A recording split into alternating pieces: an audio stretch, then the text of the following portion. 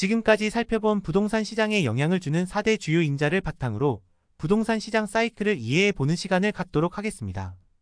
우선 시장 논리로는 수급 상황, 즉 부동산 수요와 공급의 줄다리기 상황을 이해해야 하며, 정책 논리로는 시장의 수급 부분과 정부 정책의 금리와 유동성 측면의 줄다리기 상황을 이해할 필요가 있겠습니다. 우선 정부 정책은 큰 그림에서 시장 안정화를 위한 방향이라고 보시면 되겠으니, 이는 물가 상승 정도의 부동산 가격 상승을 용인할 것이며, 이는 물가 상승 폭만큼의 장기 우상향은 부동산 시장의 진리로 보면 큰 문제가 없다고 할 수 있겠습니다. 그럼 수요와 공급 측면에서 바라본 부동산 시장 사이클을 이해하는 것이 실질적으로는 중요하다고 하겠습니다.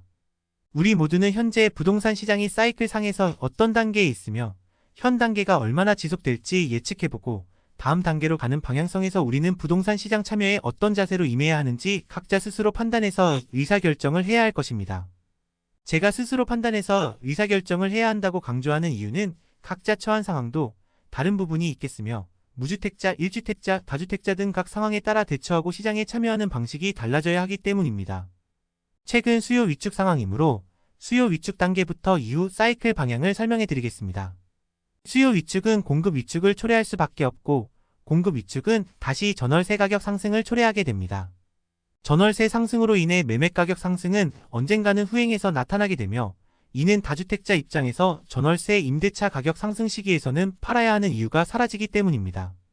매매가 상승 시기에는 더 이상 내 집 마련을 늦출 수 없겠다는 불안감으로 다시 수요가 증가하게 되어 가격은 급등할 요인이 되며, 이런 부동산 호황기에는 공급 증가가 일어나게 됩니다.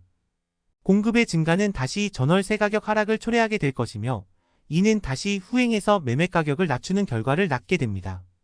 매매 가격 하락 시점에서는 보통 시민들은 불황을 느끼고 어디가 바닥인지를 알 수 없는 공포감의 시민들은 다시 집을 사기를 꺼려해서 수요는 다시 위축하여 결국 처음 시작한 수요 위축 시점으로 회귀하는 1회 사이클을 이런 원리로 반복하게 되는 것입니다.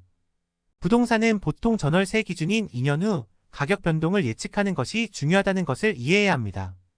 부동산은 한번 사면 최소 2년은 가지고 가고, 2년 이후 매매 및 전세 가격 수준이 매수 시점보다 어떻게 달라져 있을지를 부동산 시장 사이클과 4대 주요 인자를 접목시켜서 스스로 판단할 수 있는 능력을 키워 가시기 바랍니다.